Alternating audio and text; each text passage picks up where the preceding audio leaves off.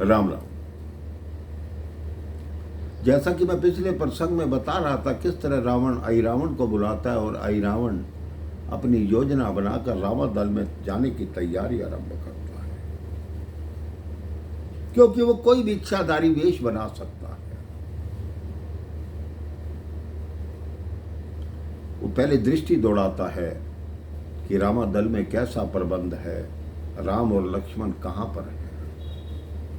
वो देखता है कि इस शिविर में है। वो विभीषण जी को देखता है, कभी किसी शिविर में जाते हैं, कभी किसी में जाते हैं। वो कहता है इसका अर्थ ये हुआ कि विभीषण को कहीं भी जाने की रोक टोक नहीं। वो सबसे पहले हनुमान जी को देखता है कि हनुमान कहाँ है।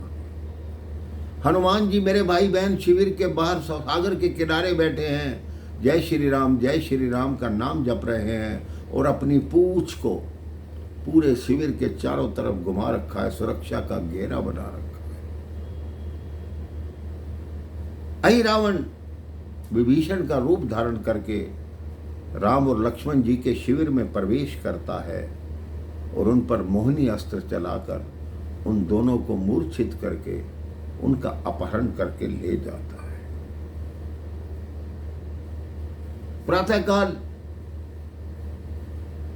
सब देखते हैं कि प्रभु श्री राम अभी तक बाहर नहीं आए। हनुमान जी कहते हैं विभीषण जी, अर्धरात्रि में मैंने आपको देखा था, आप प्रभु राम जी के शिविर में जा रहे थे।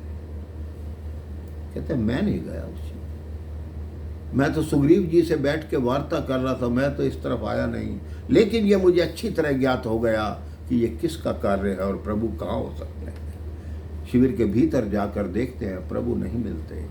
विभीषण कहते हैं इस पूरे विश्व में मेरा रूप केवल अहिरावण ही धारण कर सकता है, इसका मतलब ये अहिरावण का कार्य है, वही प्रभु का हरण करके ले गया, क्योंकि वो बहुत बड़ा मायावी है। हनुमान जी कहते हैं आप चिंता मत कीजिए विभीषण जी, मुझे बताइए कि उसका निवास कहाँ है।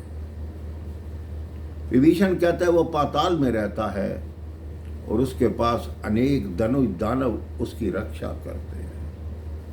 हनुमान जी कहते हैं उनकी चिंता मत करो, मुझे जाने का मार्ग बताओ। विभीषण जी उन्हें जाने का मार्ग बताते हैं, बोलते हैं कि मार्ग में बहुत कठिनाइयाँ आ सकती हैं हनुमान जी। तो हनुमान जी कहते हैं जब प्रभु श्री राम का कोई कार्य हो तो मुझे कोई कठिनाई नहीं लगती।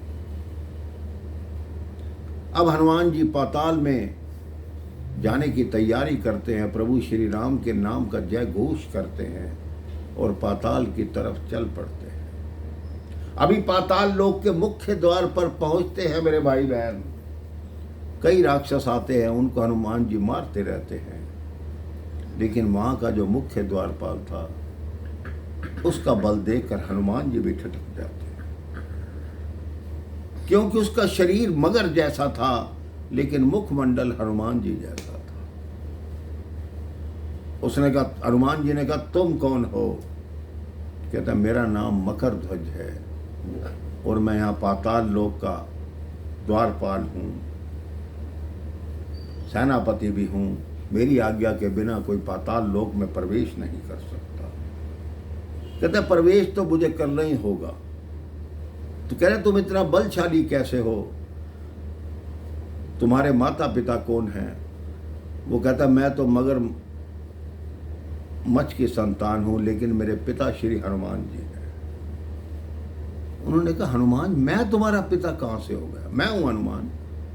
कहता है जब आप लंका जलाकर सागर में अपनी पूंछ की अग्नि बुझाने आए थे तो आपके मस्तक से पसीने की एक बूंद मेरी माँ जो मगरी थी उसके मुंह में चली गई, वो उसी से गर्भवती हो गई और उसी से मेरा जन्म हुआ है। इसलिए मेरा शरीर जो है वो मगरमच्छ जैसा है, लेकिन मेरा जो मुख है वो आप जैसा है। हनुमान जी कहते हैं हमें जाने दो, मेरे प्रभु की जीवन संकट में है। वो कहते हैं आप अपने प्रभु की रक्षा करेंगे, मैं अपने स्वामी की रक्षा करूंगा। अगर आप में बल है तो मुझे हरा कर चले जाइए।